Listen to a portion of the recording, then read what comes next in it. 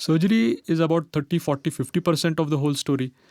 त्याच्या पुढचा जो भाग आहे दॅट इज व्हेरी इम्पॉर्टंट, ज्याला आपण पोस्ट सर्जिकल रिहॅबिलिटेशन म्हणतो.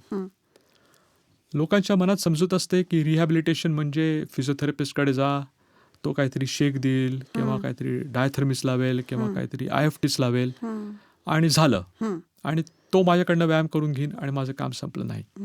फिजिकल थेरपिस्ट माझ्या दृष्टिकोनातनं आता प्रत्येक ऑर्थोपेडिक प्रॉब्लेमला फार महत्त्वाचं झालेलं आहे. ज्या प्रकारे फिजिकल थेरपीमध्ये ॲडव्हान्सेस झालेले आहेत ते कदाचित सर्जिकल टेक्निकपेक्षा जास्त झपाट्याने होतात त्याच्यात. कारण आपली जी अंडरस्टँडिंग आहे जॉईंटच्या स्ट्रक्चरची, मसल बिहेवियरची, आपण त्याला कसे मॉडिफाय करू शकतो, ह्या फार महत्त्वाच्या गोष्टी आहेत. तर फिजिकल थेरपिस्ट जो आहे तो युजली 2 किंवा 3 किंवा 4 फेजेसमध्ये आपण रिहॅब करतो त्याला.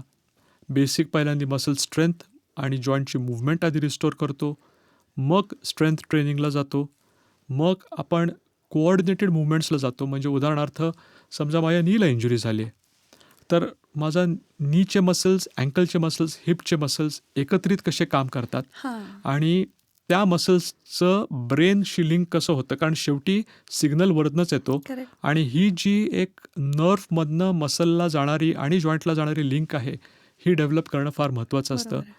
आणि लास्टली मग आपण return to sports specific training करतो.